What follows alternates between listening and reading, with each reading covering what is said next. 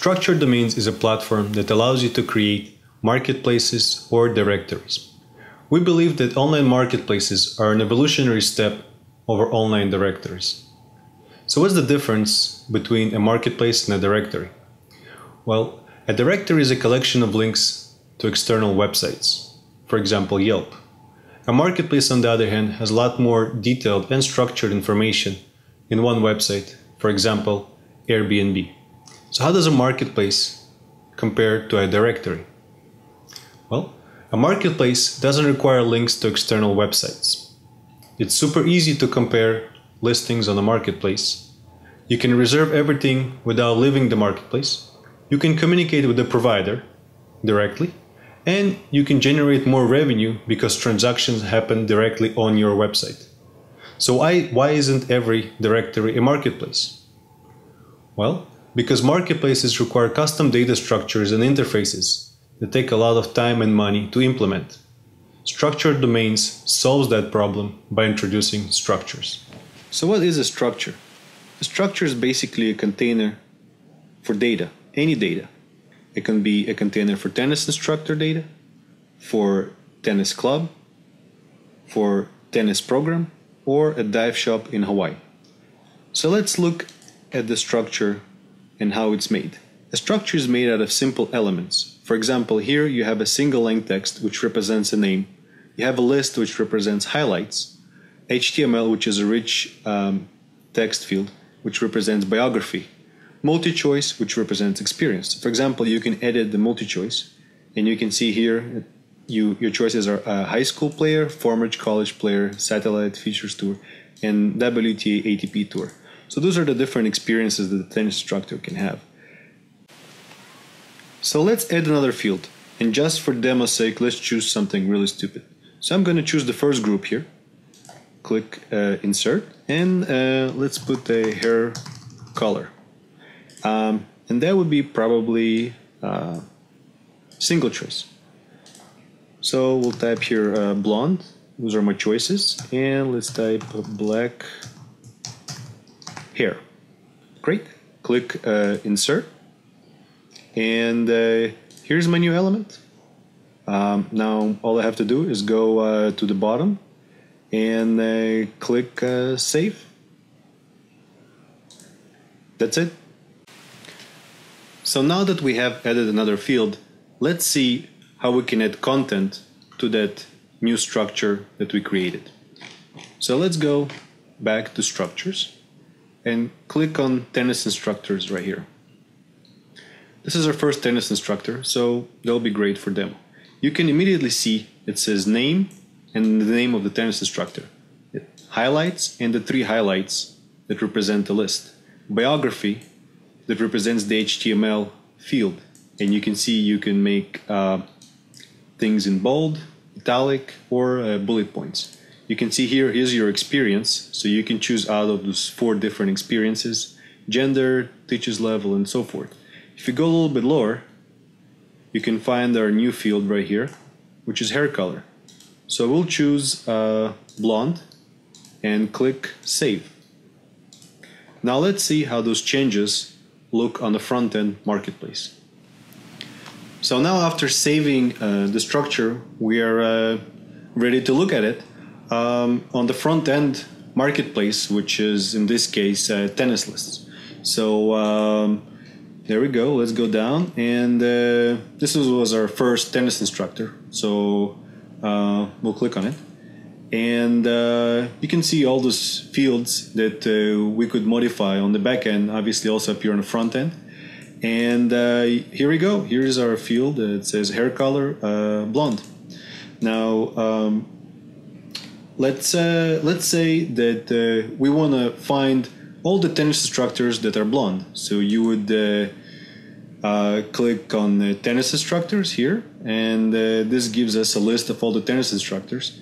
And here on the left hand side you can see we have a filtering panel, and it just happens that everything that you add automatically can be filtered if you wish to. And there we go with our hair color, and here we have one blonde tennis instructor, so we can click on that, and there we go, here's a tennis instructor. So now I want to show you a couple more field types, and then I want to show you how can you actually set up reservations. So how can somebody reserve a tennis instructor and so forth. So let's see a couple more field types. So if you go down here, we have prices, and regularly directories don't have prices, and marketplaces do have prices. And that is a huge difference, because if you have prices, usually it means you can reserve things. So, and prices, unlike on Amazon or eBay, usually on marketplaces, prices can be quite complicated, especially for tennis instructors, or for example, for dive sites, or for fishing lodges, or any kind of small markets like that. Prices can get quite complicated. For example, a price for a tennis lesson can depend on the duration, number of lessons, how many students, or what kind of lesson it is, if it's a private, semi-private, and if you're a club member or not a club member. And for example, price for a scuba dive can depend on number of tanks you want to take with you, and if you're certified or not certified. So prices can get quite complicated with services. Therefore, they require tables. So we have a table type, and you can see here you can add different columns, and each column also has a type. Let me show you what other types exist. So in addition to tables, we have something called a payment model. And payment model allows you to get requests. So a payment model would be something that allows you to generate money for your structures, using your structures. So we have a full payment model, a lead generation payment model, and a deposit payment model.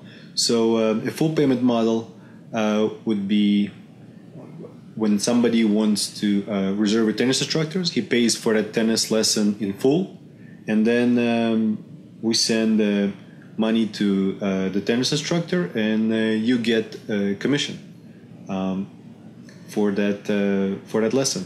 A lead generation would be more appropriate whenever somebody wants to contact the tennis instructor, and the tennis instructor wants to collect the money directly, but you just want to send leads to those tennis instructors, and they will be paying for those leads. And a deposit model is somewhere in between.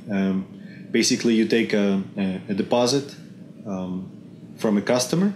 The marketplace takes a deposit from a customer, and then refers that customer to the tennis instructor, and then usually the deposit is also your commission, and you would be sending the customer to the tennis instructor, and the tennis instructor would be charging the customer directly. So those are the three payment models, and you can choose which ones you want to allow on your marketplace. You can allow all of them or just one of them. Another element type that I want to show you is structure link.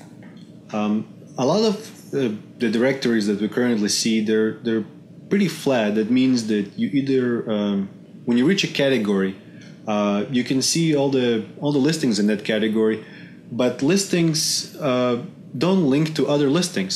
So, for example, if you wanted to see all the tennis instructors, you could see that. But what if you wanted to go into the tennis instructor and see which courts that tennis instructor teaches at?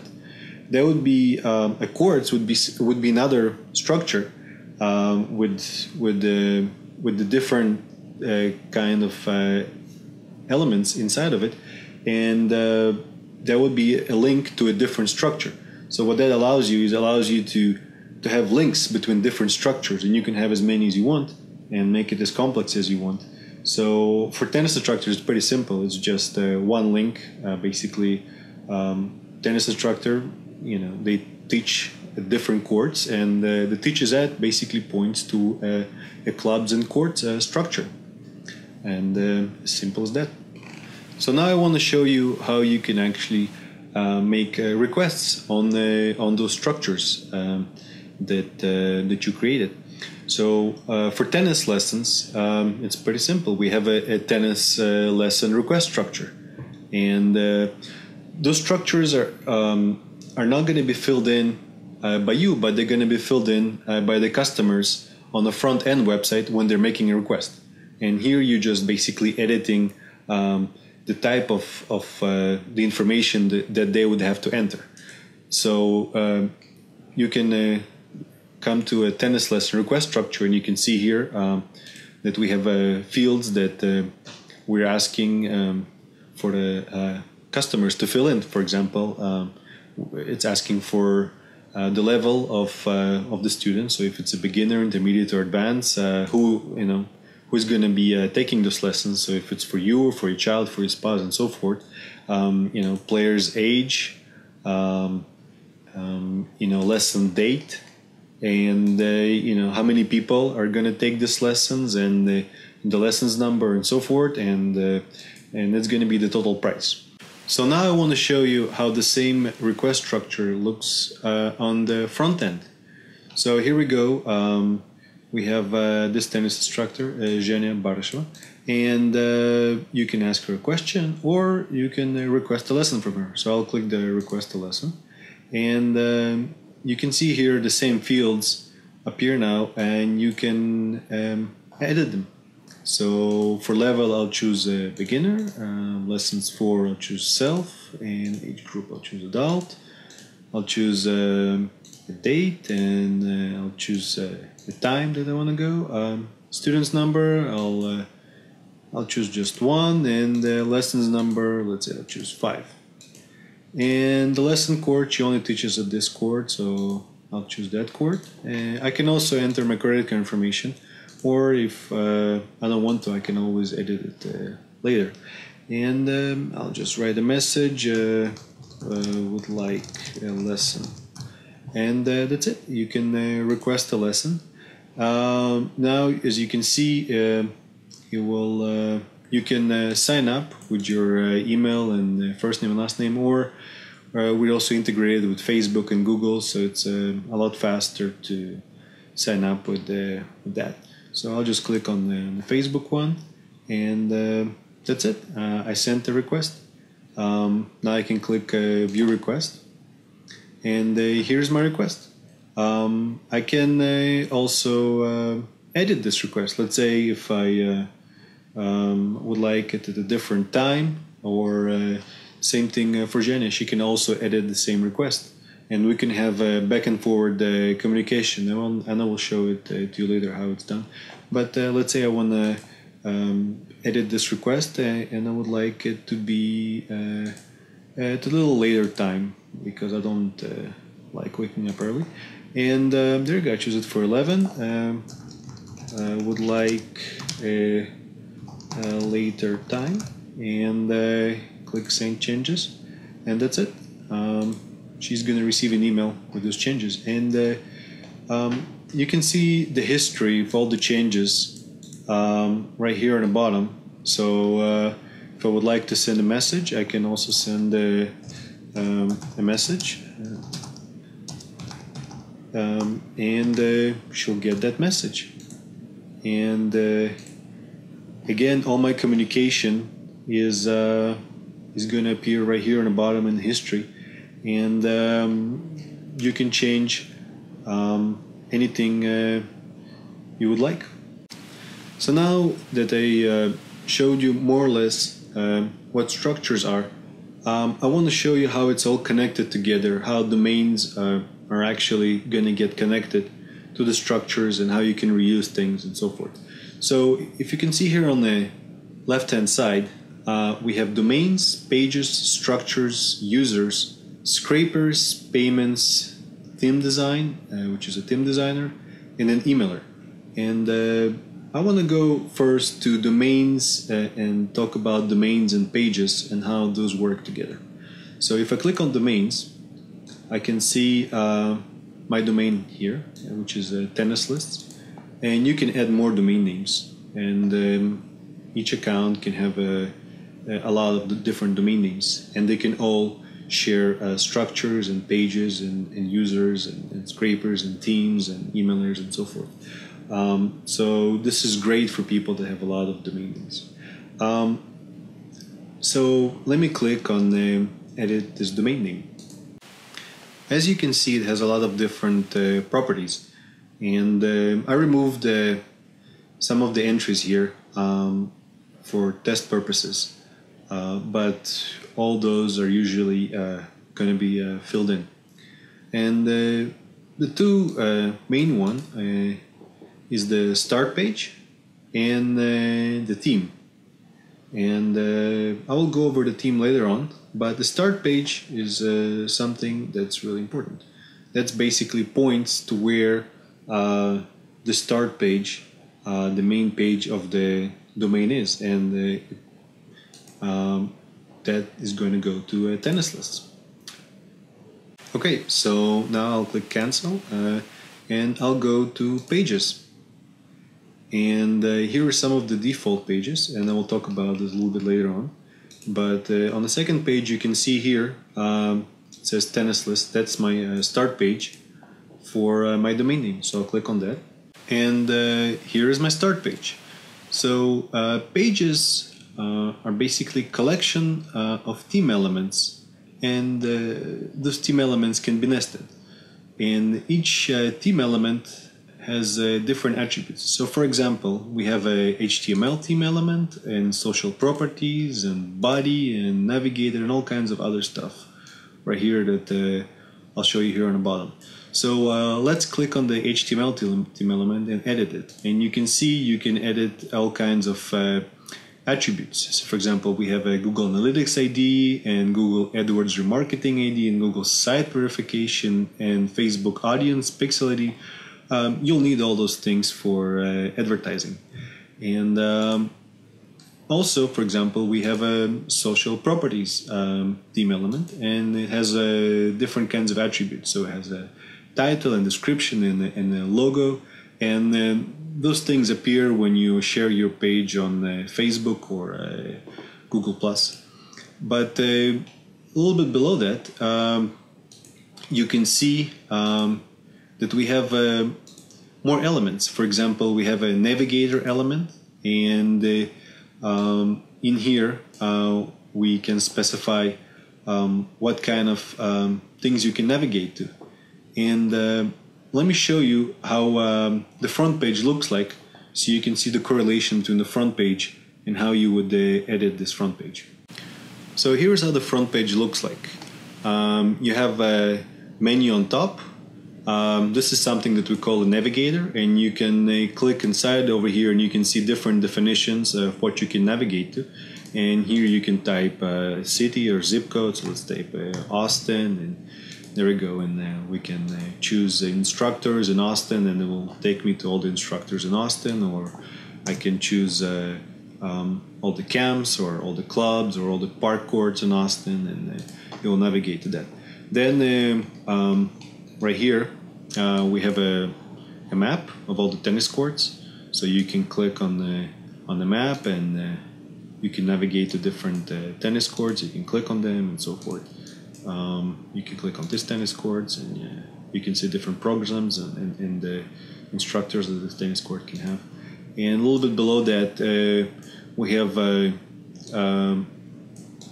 set of articles, or we call them promos, and yeah, you can click on them and view different things, and we have other stuff below that. So let's see how that looks in the editor.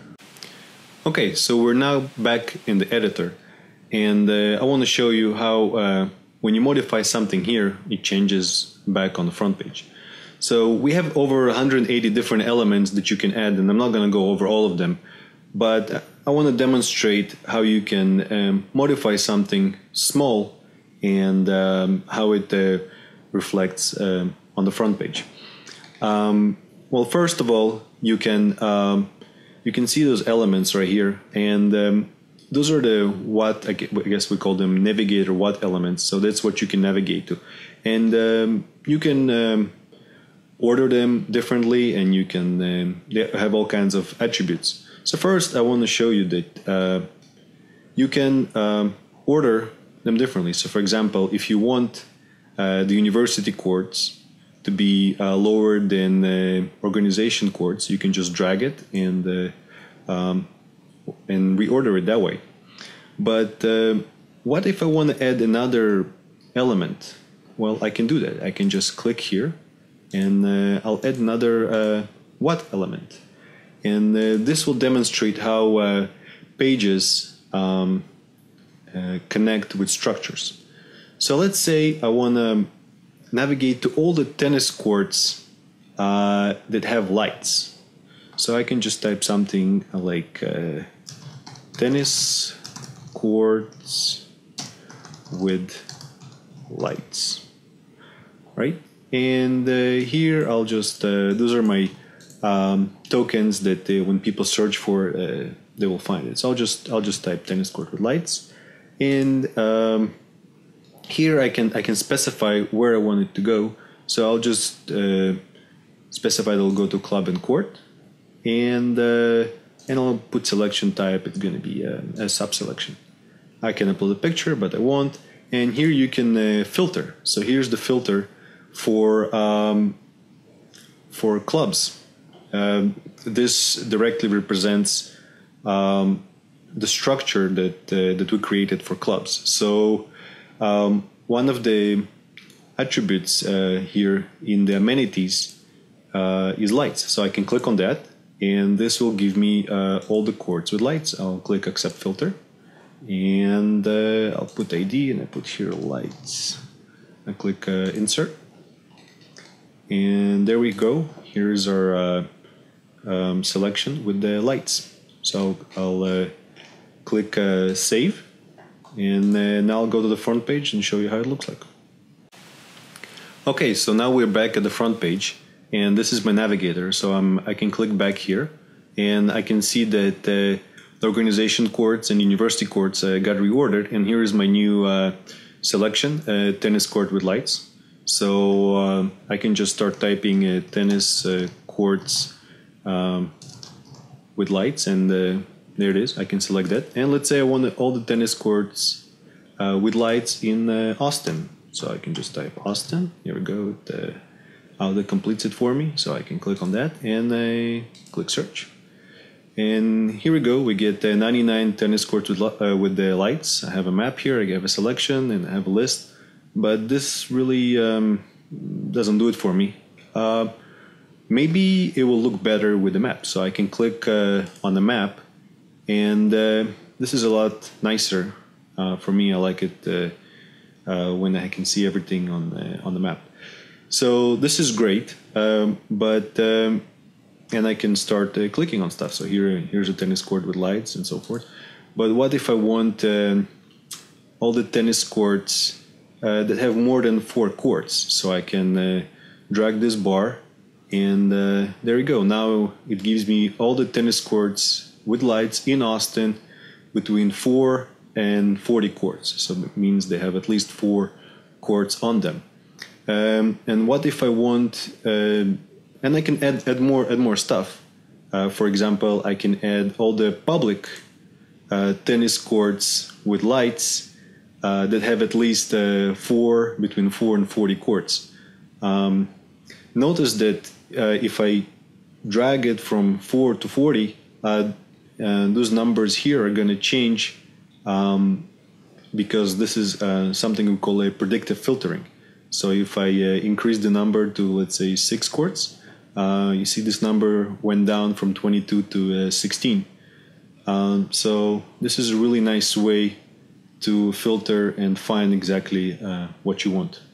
Also, when I go on the map, I can drag the map, and the numbers will also change, so to reflect what is happening on the map. So you can see here it says 19. I go a little bit lower, it says 18, and go a little bit lower, it says 15, and so forth. So the lower you go towards San Antonio, the less I guess public courts that have lights and at least 6 courts on them, yeah, so this is a great way to filter. Okay, so we're back at the page editor, and I want to give another example of how a page editor works. So here we are on a start page of structured domains. Actually, the domain you're probably watching this video on. So as you can see, it has very similar elements on it. Here we go. We have a navigator here, and then we have this section that says what is structured domains. In here we have a section for the YouTube video, and let me demonstrate how you can change stuff here, and it will again be reflected on the front page. So as you can see here, we have a lot of different elements.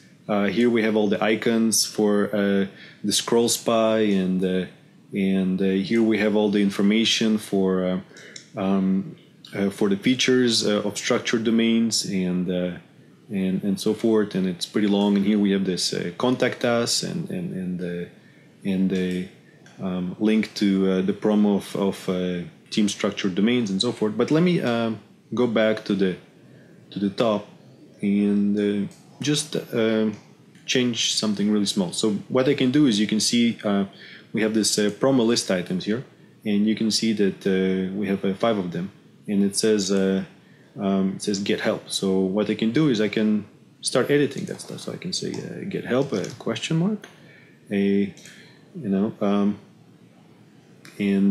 update it, and then I can reorder it, and let's say I can also upload let's see what else I can change. That should be probably enough. Maybe I can change here, I'll change the background color to something really blue, so just to show you a different attribute. And click update, and go back here and click save. And the moment you save, it's instantaneously live. You don't have to wait seconds, minutes, nothing. It's instantaneous. So let's go back to structured domains and see how it looks like. So here we are on the front page of structured domains, and right off the bat you can see that this little get help thing got reordered with the reuse, and now it has a question mark here. And this is the section of the video you're probably watching, and here you go. That's the really blue background of comparison marketplaces and directories. So here we go, and here are all the features that I showed earlier, and down here is a link to our team page, and that's it. That's how you can how easily you can change and add elements to pages. So next I want to talk about scrapers. Let me click this link right here, and you can see scrapers over here. So before I talk about scrapers, I would like to kind of introduce what is the purpose of scrapers. So until now I showed all the system with you can create structures and make requests and change pages and make a lot of the different domain names, and all this is great, but this system requires content. And besides adding content by hand, or letting your customers add content, until now there wasn't really a way to add content automatically. Well, we built in something that's called scrapers, and what scrapers does is basically it's pretty cool. Basically, what it does is allows you to take whole websites, for example, government websites, or your own website, and scrape that content directly into structures. So let me give you an example. So we have a structure for childcare providers in Texas, and what we did is we defined a scraper. You can see here that basically what it does, it goes on a DFPS state.tx.us website, and scraped all the childcare, 16,000 childcare providers in Texas overnight. So this way, and it scraped it into structures. So you can go back to a structure, and you can see here we have a childcare providers. You can see the structure type here, and let me go back, and you can see what kind of data it has inside. So it has all kinds of data, for example, capacity and all kinds of really unique data for childcare stuff, and yeah, and that got scraped overnight from a open to public Texas website. By the way, while I'm displaying this information here, I wanted to show something that I haven't talked about, which is child structures. For example, childcare providers are basically businesses, but each business has some substructures. For example, the childcare providers here has a list of different inspections that the state of Texas performs on them. So, for example, let me find one that has a lot of different inspections. For this one, for example, it has 10 or so different inspections. And each inspection like that is a structure by itself. So here we have the date and the different title and what type of inspection it was and so forth. And also it has different programs. For example, this child care provider has infant care program, and you can see different attributes of this program and so forth. So this is still a work in progress. Next, I want to talk about this section that's called users. Users is basically displays all the users that you control, either client users on your front-end marketplace or other users for the backend. For example, data entry users or team designers. So let me click on the data entry user. As you can see here, you have complete control, permission-wise, over pretty much any object in the system, starting from structures, structure types, and the structure data, to pages, to domains, to backend access, to emailer and scrapers, and so forth. So, for example, if I want to give a certain user read access to a specific structured data, I can choose the structure that I want, and here I can either type or just choose a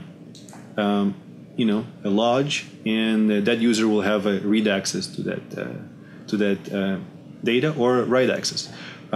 This is really useful whenever you want to hire data entry people from Elance, for example, to modify your data or do data entry. So this way, they only have access to what you give them. And this is great because you can see in real time how this data gets updated on your website. They can enter only the data that you give them access to. They don't have access to your money or domains or structures or pages. They only have specific access to specific data that you let them enter, and it's all live. So you don't have to make them enter data into some spreadsheets and then import those spreadsheets. You can just give them direct access to your system, knowing that they only have access to very specific things. Same thing with the designers. Let's say you hired a designer to modify your website a little bit for the themes. You can give him only access to a specific theme. He has only access to the design and feel of the website, and you can actually create a test domain with a test theme, so you don't have to give him access to your main theme. And this way, he doesn't have access to any of the data. He just has access to the design and look and feel of the website. So this is a great way to separate different tasks between different people. Next, I would like to talk about the theme designer. If any of you are familiar with WordPress, this is quite similar, but I think quite a bit better. if you're familiar with WordPress, WordPress has themes, and you can download those themes, and then basically it's a list of directories and all kinds of files inside of them, and inside the files you actually have the HTML that you can modify to create different WordPress looks. This is something similar. So here we have 180 plus different theme elements, and if you remember from pages, let me show you, for example, a page of here we go. We have a page of front page of structured domains. If you remember, here are all the names of the elements, and for example, here we have a page row video element, and it has two attributes. Here we have a video YouTube video ID, and we have a Vimeo video ID. And if I'll bring it back, here you can see I can go and find that element pretty easy. Here we go, we have the page row video, and if you can see here we have two attributes, and you can add more. And here you have a YouTube video ID here and a Vimeo ID here, and you don't need to know any programming. All you need to know to modify themes is basically HTML and CSS.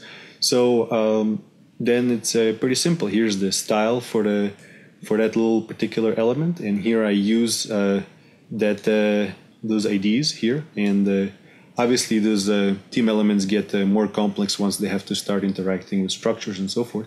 But just for demonstration purposes, let me give you a quick demo of how easy it is to modify the HTML, for example, in this case, of an element. So here you can see this is an embedding HTML for a YouTube video. And here you have different parameters that you can control. And one of the parameters is if you want to show a title bar on a YouTube video or not. So right now it's set at 0, but I can set it to 1. And I click Save. And just to show you what happens, this is how it looks without the title bar. And now when it's saved, you can just click on structured domains here, and here we go. Now it's with title bar. And let me give you show you what happens when you remove it again. So now let's say you want to hide the title bar again. You click save, put 0, click save, bring back your website, and refresh. And here we go. It's without the title bar again.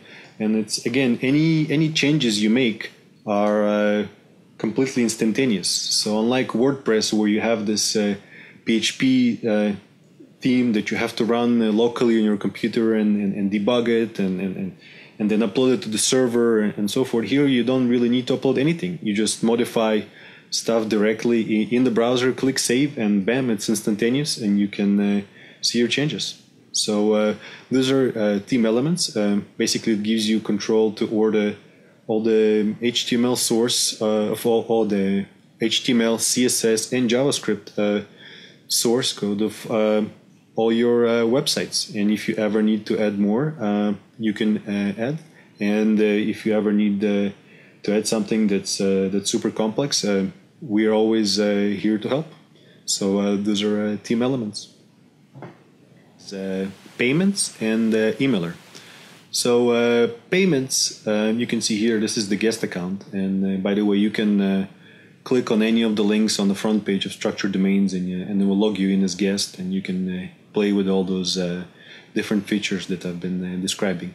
But payments basically shows you all the payments that go through your marketplace. You can control refunds, cancellation, put payouts to providers on hold, and so forth, and see your revenue by grouped by week or by day and so forth. So it's a pretty simple way to control your payouts to providers and see your income. And emailer is a really cool feature. Basically, it's a structured emailer. So let's say you have a structure with people in it. So you have a first name, last name, and an email address. And let's say you have 20,000 of those structured data. So you have 20,000 emails, and you want to send 20,000 emails to those people. But you want to include the names of those people in the title, because if people see the name in the title, they'll respond to it more. And you also want to include some other properties that are in that structure inside the email, and that is something that's really easily done with the emailer. Basically, you can create a custom page that will represent your email, and choose which structure you want to send it to. You can specify if you want only published structures or those not emailed yet, and you can say where you want to send it from Amazon, which uses Amazon Simple Email Service, which is the cheapest and most reliable way to send email. And you can send different time spans and so forth, and you can see your structured titles and the email addresses and all the send history, and you can send an email to just specific people, or send the emails to 20,000 structures, and it works great for marketing or contacting people. So that's an emailer. Okay, the last thing I want to talk about is performance and scalability and some other features. So as far as performance is concerned, I don't know if you've noticed, but all the demos that you've seen so far, they've been live. And I don't know if you've seen, but when you click on things load really fast. And so fast that our average page rendering time is just 25 milliseconds. So that's really fast. The second thing, our system is designed to scale to millions of listings, and it's designed to work really fast. We use a lot of memory caching to enable that.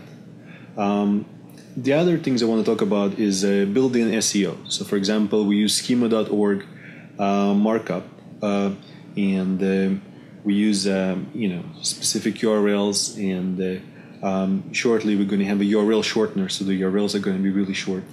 And another thing I want to talk about is the Amazon CDN. So we use Amazon CloudFront.